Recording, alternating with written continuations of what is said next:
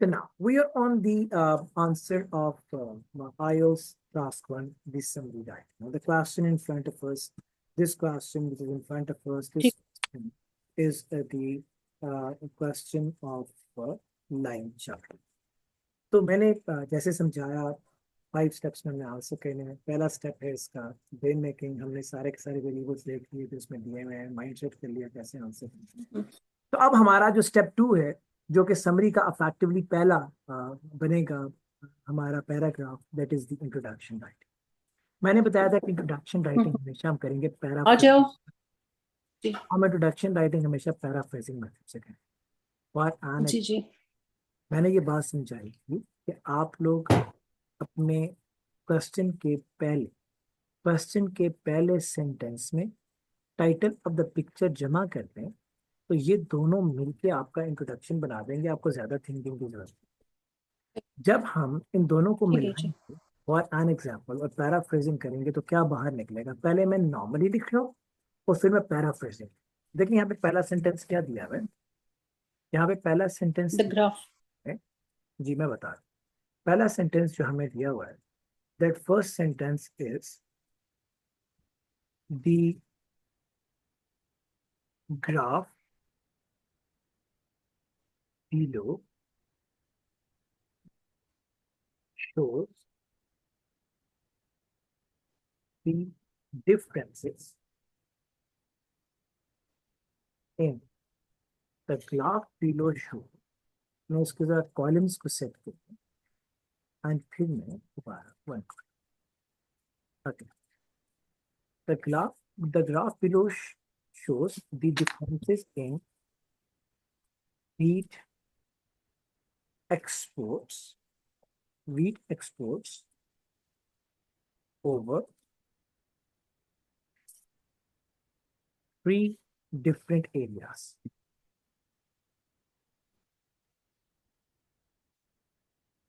Three different countries भी लिख सकते हैं। आप वेट करें, देखिए क्या होगा। 3 different areas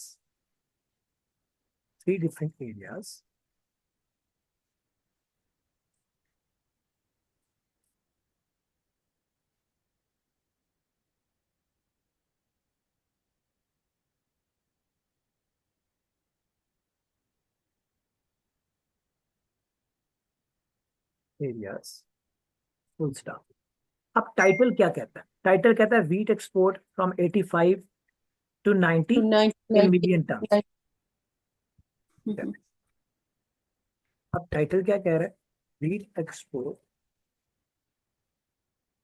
1985 1990 और साथ कह रहे हैं मिलियन टन्स।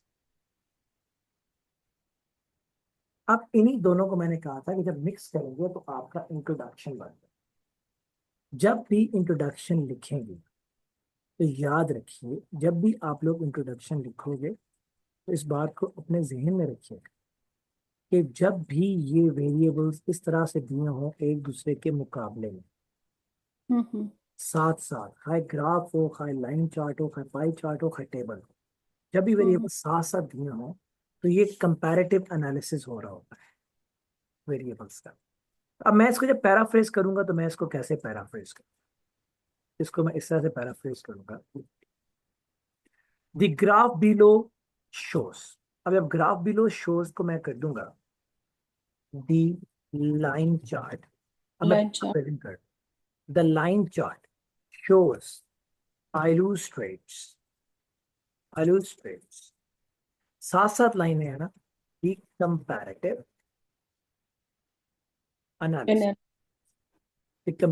analysis।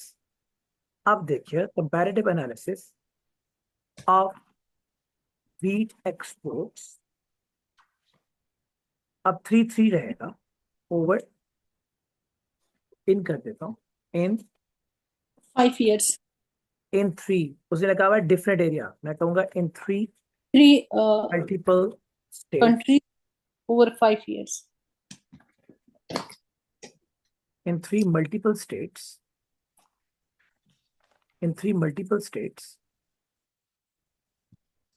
over अब मैंने स्टेट्स तक तो मैं पहुंच गया, एरियाज को मैंने स्टेट्स कर दिया।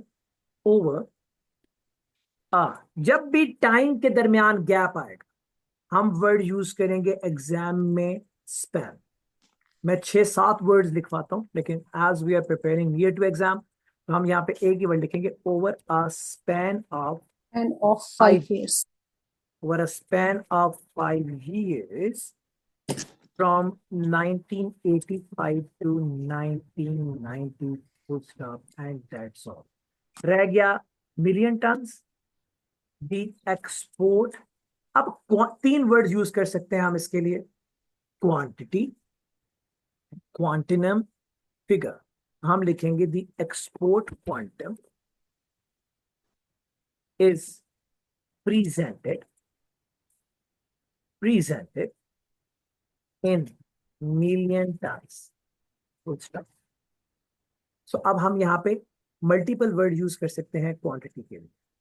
क्वांटिनम, या मैं लिखता हूँ यहाँ पे quantum slash quantity slash figure slash total slash totality. Either of these you can use to show the figure. Okay, यहाँ पे मैंने लिखा है span. We can use the word span की जगह period. We can use the word tenure. We can use the word track. Okay, we can use the word gap. Is it fine? तो हमारा introduction बन। अब हम जाएंगे, second step क्या था, ओवरव्यू राइट, जो मैंने समझाया। अब जब ओवरव्यू, हम ओवरव्यू की तरफ आएंगे ना बेटा, उसमें ओवरव्यू में ना, अब हम ओवरऑल। अब आप समझ गए, मैं वो बताता हूँ, ओवरऑल से शुरू होगा। अब हमने ये कर लिया, ये टाइटल गुजर गया, ये गुजर गया, खत्म हुआ। अब हम आएंगे इस ट्रेंड पे जो एक्सपोर्ट का था, और आएंगे इन कंट्रीज पे जिनमें ये ट्रेंड था। हम हर स्टेप को एक्सप्लेन नहीं करेंगे, बल्कि हर कंट्री को और उसके सिग्निफिकेंट ट्रेंड जो को। होंगे तो जी। ठीक है, मैंने लिखा है प्रेजेंट टेंस में आपका इंट्रोडक्शन, और इसी को आपने एग्जाम में कॉपी ठीक है। कर आगे चलिए। अब जब मैं आता हूँ ओवरव्यू पे, तो मैं लिखूंगा ओवरऑल कमा। मैंने कहा था पहला सेंटेंस अगर आपका डेटा पुराना हो, जैसे ये 1990 का है, तो तो मैंने पास्ट टेंस अगर होगा। डेटा पुराना हो तो पहला सेंटेंस जो है ओवरव्यू का बेशक प्रेजेंट टेंस में लिख लें, बाकी सारे sentences past past tense. Tense में। Is it fine? चलिए, यस। अब अगर मैं इसको जो मैंने बात बताई थी आपको, इसको ही टेकअप कर लूं, तो ओवरऑल हम लिखेंगे 3 कंट्रीज दिखाए गए हैं picture. Overall 3 countries are demonstrated in the picture, including Australia, Australia, Canada Australia, Canada, and and European union. European Community. Clear? हमने पहली लाइन में वेरिएबल लिखा, अब कोई भी तस्वीर हो हम पहली लाइन में सिर्फ वेरिएबल लिखेंगे, फुल स्टॉप। क्लियर? अब हम एक कंट्री को पकड़े, फॉर एन एग्जाम्पल हम पकड़ कनाडा ज्यादा है। ऑस्ट्रेलिया। पहले हम ऑस्ट्रेलिया को लेंगे, क्योंकि ऑस्ट्रेलिया और यूरोपियन कम्युनिटी में अपोजिट ट्रेंड है, एक लगातार नीचे जा रहा है, एक जा रहा है, लगातार ऊपर ऊपर। जा रहा है जी। तो इनका मैं एक कंपाउंड सेंटेंस बना, मैं ओवरव्यू में सिर्फ 3 सेंटेंस लिखता हूँ। पहला वेरिएबल्स पे, दूसरा 2 को कंपाउंड करके, और तीसरा तीसरे करके, अगर 3 वेरिएबल्स। क्लियर? अब मैं क्या लिखूंगा, the export figure, bar bar wheat wheat करने की जरूरत नहीं। द एक्सपोर्ट फिगर, पहले हमने क्वांटम का वर्ड यूज किया ऊपर, हाँ क्या वर्ड यूज करें, export figure. The export figure ऊपर गई, इंक्रीज का वर्ड यूज हो सकता है, इंक्रीज, इंक्लाइंड, क्लाइंट, रोज, वेंटा, कोई एक वर्ड यूज कर लीजिए, वोकैबुलरी भी साथ साथ चलती जा रही है, ठीक है जी, वोकैबुलरी भी साथ साथ चलती जा रही ठीक है। है। वेंट अप, लगातार के लिए 3 अंग्रेजियां हो सकती, कंसिस्टेंटली या परसिस्टेंटली या ग्रेजुअली या कॉन्टिन्यूस, हम्म, कॉन्टिन्यूस। अब हमें जो अच्छा लगे हम यहाँ लिख लें। अगर हम लगातार के लिए यहाँ कंसिस्टेंट लिखेंगे तो दूसरे मुल्क में परसिस्टेंट, ताकि हमारे वर्ड्स की रिपीटिशन ना। तो मैं क्या वर्ड यूज कर रहा हूँ, the export figure increase, incline, climb, rose, went up, कोई एक वर्ड आप यूज करेंगी। कंसिस्टेंटली, परसिस्टेंटली, ग्रेजुअली और कंटिन्यूसली कोई एक वर्ड यूज करेंगी। ऊपर गई लगातार, द एक्सपोर्ट फिगर इंक्रीज नहीं, इंक्लाइन कंसिस्टेंटली इन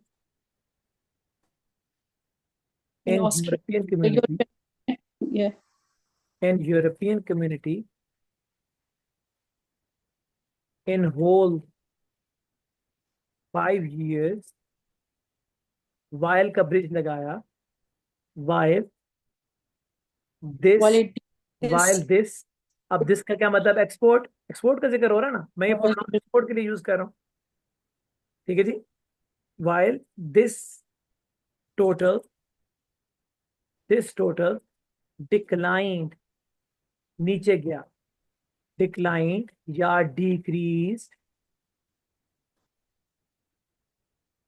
decreased या dropped या curtailed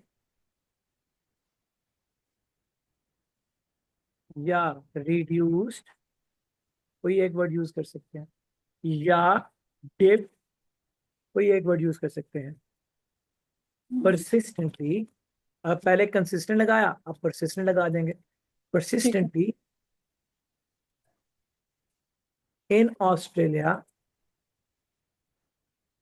over the same period of time। ना मैं टाइम 5 साल बार बार रिपीट कर रहा हूँ, ना मैंने 85 to 90 bar bar repeat. I'm trying not to work on repetition because over repetition kills my skill। ठीक है।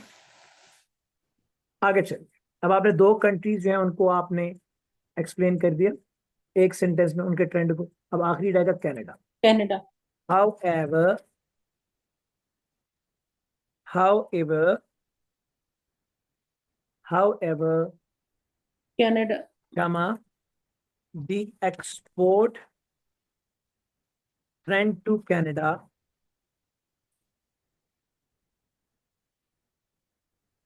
had many ups and downs, और फ्लक्चुएशंस, हाँ ना, from 1985 to 1990, full stop, and that's all from the newsroom। My overview is over now।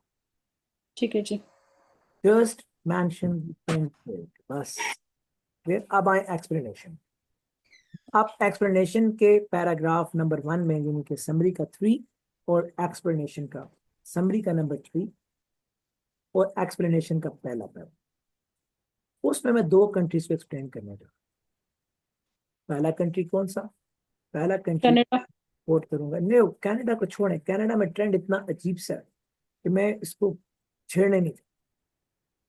मैं पहले paragraph में, यानी कि एक्सप्लेनेशन के पहले और समरी के तीसरे में, मैं करूंगा यूरोपियन कम्युनिटी को एक्सप्लेन अब हर एक स्टेप, मतलब अगर हम ऑस्ट्रेलिया का करते हैं तो ऑस्ट्रेलिया का 15। Full stop. अब जी, मैं थर्ड पैराग्राफ में यहाँ पे यूरोपियन कम्युनिटी और ऑस्ट्रेलिया 2 कंट्रीज एक्सप्लेन करूंगा पॉइंट बाय पॉइंट। एक का 15 पे, एक का अप्रोक्सीमेटली 17। अगर आप मुझे सुन लेंगी तो जरा आसानी होगी। हम्म, मैं इस पैराग्राफ में जो यहाँ लिख रहा हूँ, समरी का तीसरा पैराग्राफ और एक्सप्लेनेशन का पहला पैराग्राफ, उसमें मैं ये 2 कंट्रीज एक्सप्लेन करूंगा, European community and Australia. Australia. ये बात समझ में आ गया।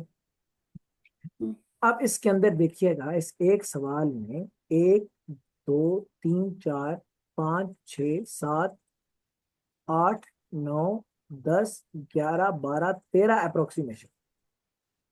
तो बार बार अप्रोक्सीमेटली तो मैं कर नहीं सकता, तो अप्रोक्सीमेशन के लिए we can use the word Close to. approximate approximate approximation, close to, close by, close about, close about, near to, nearby, nearly, near about, simple about, estimation,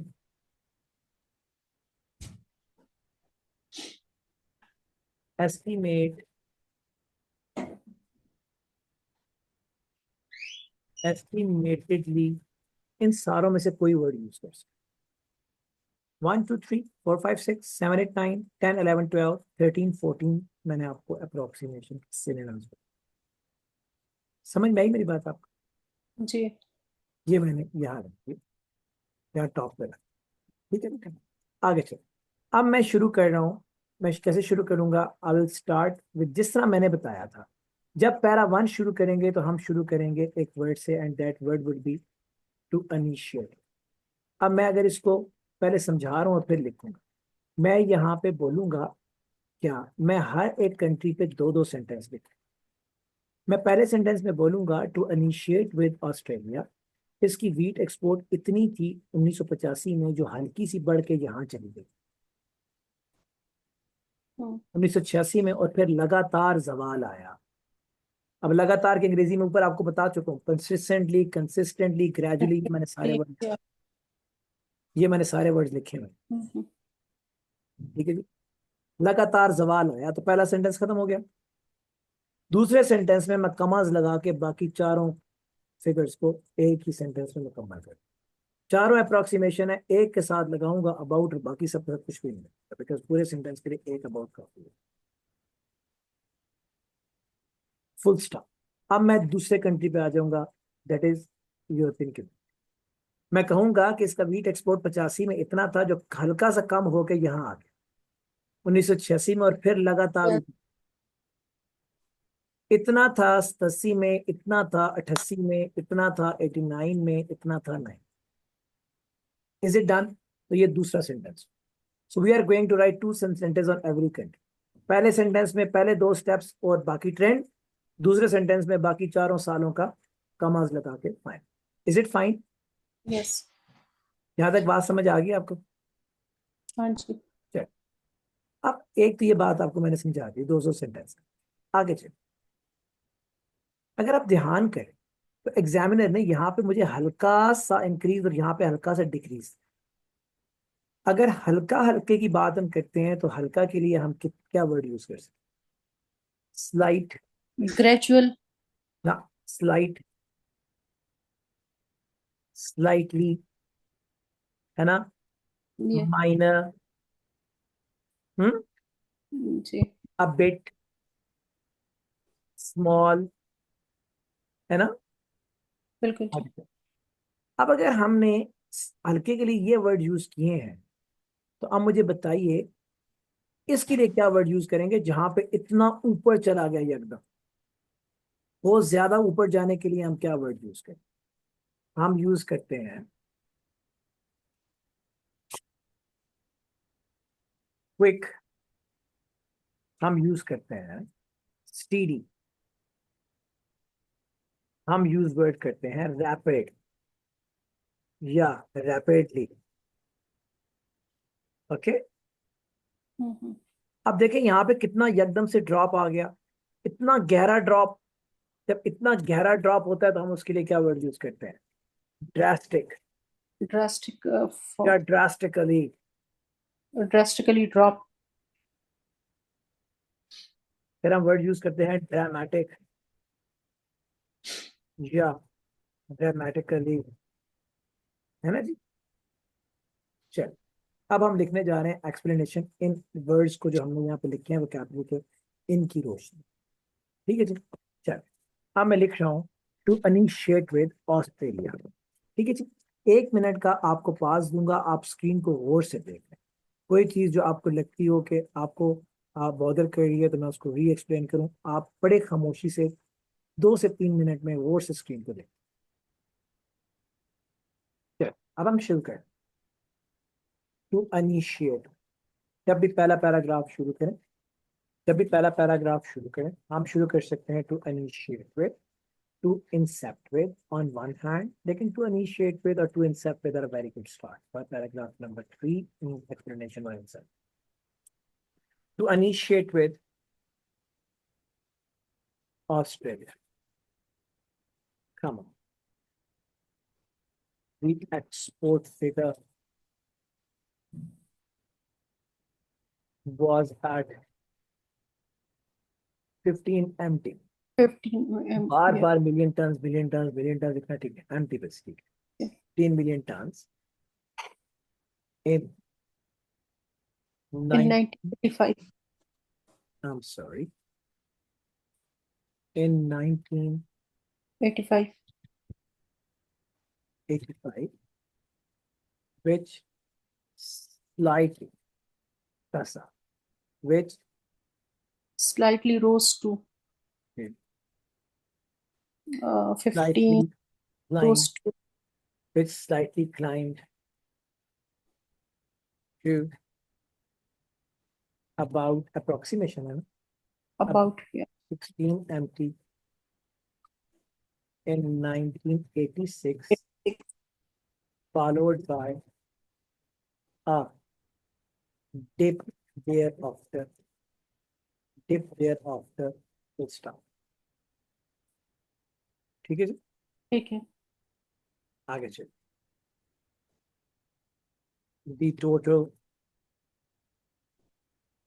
The total accumulated accumulated accumulated at the total accumulated at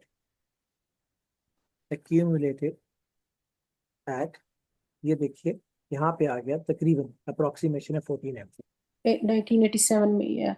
at near uh, 14 MP empty in 1987 comma 13 MP in 1988 with 11 MP in both in 1989 and 1990 90 respectively भी लिख सकते हैं ना। in both 1989 and 1990 full stop। ठीक है जी, सही है ठीक है जी। जी जी। It is what the end of 21। Is it clear? Yes empty को छोटा लिखें, बड़ा लिखें, आप दोनों सूत्र लिखें। ठीक है, मैं बड़ा लिखता हूँ बिकॉज एब्रिविएशन। ठीक है जी, आगे। जी अब मैंने एक कंट्री को खत्म किया, अब मैं जा रहा हूँ दूसरे country. heading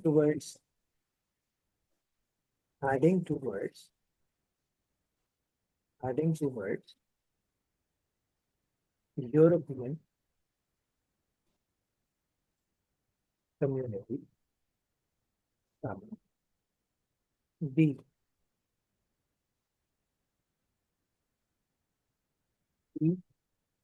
export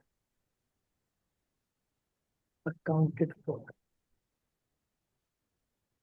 as accounted for as 17 about approximately approximately 17% शाबाश 17 million ton in in 1985 शाबाश 1985 that and then there was a drop that declined dropped a bit in 1886 to 14 and to about 14.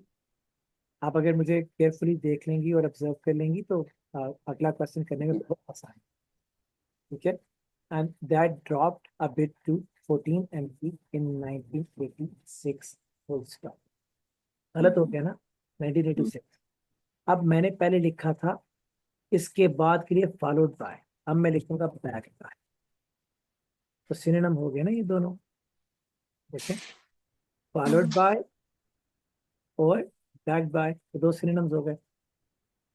Back by rise thereafter, ऊपर लिखा था there after लिखूंगा तो repeat हो जाएगा, rise onwards, clear. अब एक और सिनोनिम आ गया, क्या, तो देखें, देयर आफ्टर और ऑनवर्ड्स, Onwards. क्लियर है ना ये सिनोनिम। आगे चलिए, अब अगले 4 सालों को conclude,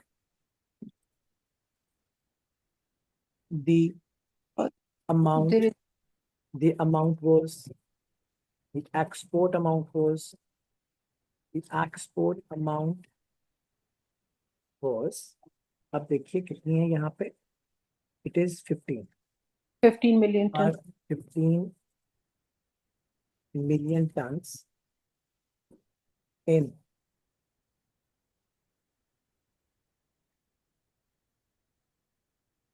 million ton in 1987 6.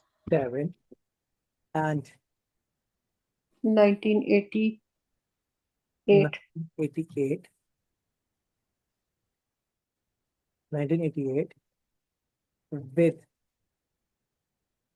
a spike increase, spike at Spike drastic increase. spike at an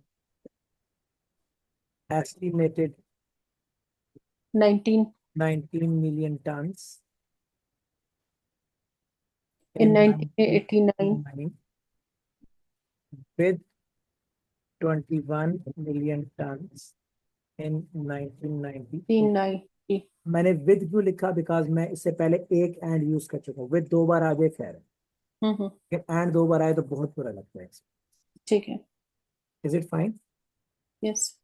चलिए, अब हम लिख चुके 3 पैराग्राफ्स, अब आखिरी पैराग्राफ, ठीक है जी। मूविंग ऑन, हेडिंग टुवर्ड्स हम लिख चुके, moving on to Canada, Canada, comma, the export, the export In stood at, was almost 19 stood at, 19 million ton at stood at, stood at nearly 19 million ton, ton in 18 in 19, 1985, which dropped to which went down went down to a little, है ना, थोड़ा सा, पहले हमने लिखा a फिर लिखा a bit, फिर लिखा little, down little till to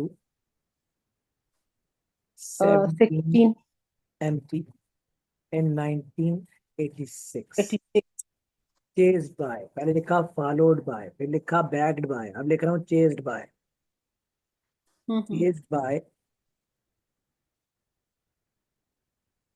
steady, ये कितना ज्यादा है, steady, steady rise. steady, followed by, chased by a steady lift, onward हो गया, thereafter हो गया, steady lift ahead, full stop, followed, onward and ahead, ये आगे synonyms, ये ले, जी, ठीक है, ठीक है। full stop।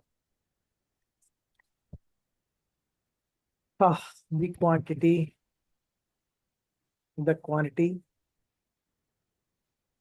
jumped to 25 million ton in 19 jumped to close by, jump to, close by कर दें, jump close to, nearly, near nearly 21 MT in 1987 with 25 MT in 19 in 1989 in 19 no it's sorry 88 ठीक है जी। अब मैं जानबूझ के sentence number 2 पे खत्म नहीं कर रहा बिकॉज आगे फिर एक डिक्लाइन है और इतना लंबा सेंटेंस ग्रामर एरर ले ट्रेंड बहुत ज्यादा चेंज हो रहा है ना। अब मैं लिखता हूँ 1989 was a year of drastic drastic drastic decline or dropped drastic of decline decrease, of drastic depreciation depreciation in Canadian 90 wheat export with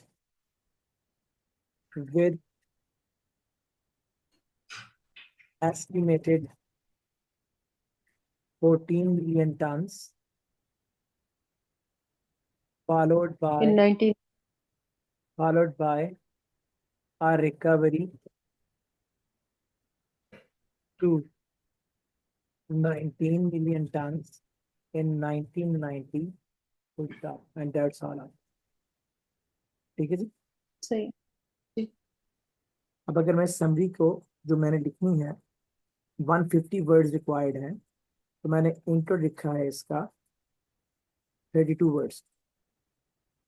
ठीक है जी। सही है 2 वर्ड्स तो मैं इसको कुछ वर्ड मैंने रिपीट भी किए हैं लाइक मैंने सिनोनिम्स भी लिखे मैं कहता हूँ 25। मैंने उसके बाद ओवरव्यू लिखा है इसका 56 वर्ड्स का मैं कहता हूँ मैंने कुछ वर्ड्स रिपीट किए हैं मैं इसके अंदर 50 वर्ड्स।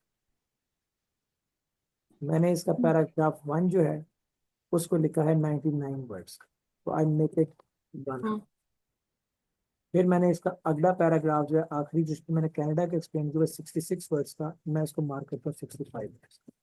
अब जरा देखिए मैंने क्या किया introduction plus overview plus overview para 1 plus para 2 of explanation. अगर मैं इनको जमा करता हूँ तो ये बनते हैं मैडम 75 175 180 एंड 240 वर्ड्स। सबके रिक्वायरमेंट क्या थी 150 words. 150 So it is the right way of handling a question of the line chart or a graph or a pie chart even or a table। लेकिन मैं सारे सवाल करा। अब आप क्योंकि इसको स्टार्ट ले रही हैं इसलिए ये क्वेश्चन मैंने करवाया इसका आंसर भी मैं आपको देगा। आपने इसी पैटर्न पर बुक का अगला क्वेश्चन मैंने दिया हुआ ये अगला सवाल है। हर दूसरा सवाल ठीक है आप अभी आप बैठ के इसको करेंगी और आप मुझे इसका स्क्रीनशॉट भिजवाएंगी आंसर का ताकि मैं देखूं कि आपने कैसे किया। सही बिल्कुल अगला सवाल उसमें भी 3 वेरिएबल्स हैं हाँ बिल्कुल ऐसे ही जैसा ही है। जी जी आपको मैं अपना आंसर भेज आपको मैं अपना आंसर भेज रहा हूँ आप मेरे आंसर को देख के इसका आंसर लिख के मुझे भेजें ताकि मैं देखूं। ठीक एक है सवाल एक दिन में हो गया ना। अब कल मैं 3 सवाल करवाऊँ। What is the reason because basics बनते हैं। आज आपको ये सवाल भेज रहा हूँ साथ थोड़ी देर बाद वोकेबलरी के कार्ड भिजवा रहा हूँ वोकेबलरी का लेक्चर। ठीक है आप इसको कीजिए। मेरा क्वेश्चन आपको अभी आ गया ये आपके ठीक सिटिंग के दौरान ही आपको आपका आंसर जो मैंने लिखा था वो मिल गया। ठीक है जी थैंक यू ये मैंने जो आपके लिए लिखा है ना अभी ये आपको अभी मिल गया। चला गया सही है ठीक है आपको चला गया। आप इस आंसर को खोलें और आंसर को खोलती जाएंगी तो साथ ही आप जो है वो जैसे ही आंसर खुलता जाएगा आप जो है वो